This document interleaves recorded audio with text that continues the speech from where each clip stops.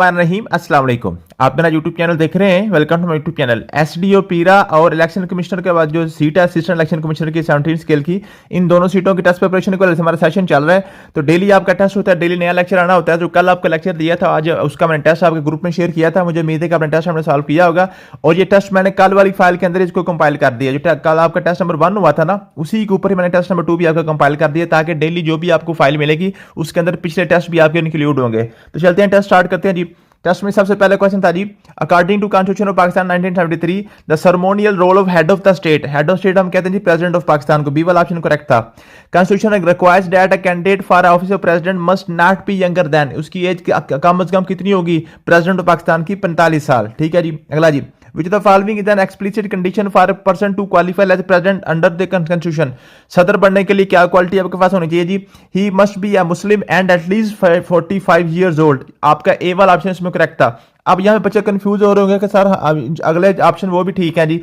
He must be qualified और for membership for national assembly, he must be not serving as sitting जज of supreme court.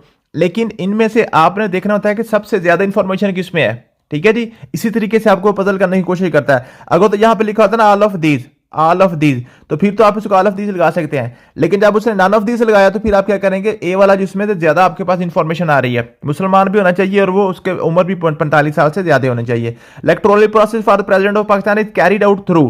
Electoral process जो है president के लिए वो हम कहते हैं जी इलेक्टोरल कॉलेज के थ्रू है, जिसकी आपके पास senate of Pakistan, provincial assembly और नेशनल असेंबली भी इसमें शामिल होती है जी। Oath of office of the president is taken of जी अब बिफोर। जो प्रेसिडेंट साहब हैं वो अपना जनाब जो ओथ किसको देते हैं? ठीक है जी। जब उन्हें हलफ लेना होता है तो हलफ किसको देते हैं जी? वो चीफ जस्टिस ऑफ पाकिस्तान को देते हैं जी। The constitution stipulates that president normally serve a term, 5 साल के लिए आता है जी। Resignation to by the president of Pakistan address to chief justice of Pakistan. आगे जी, who is constitutionally bound to keep the president informed of matter relating to domestic and external policy.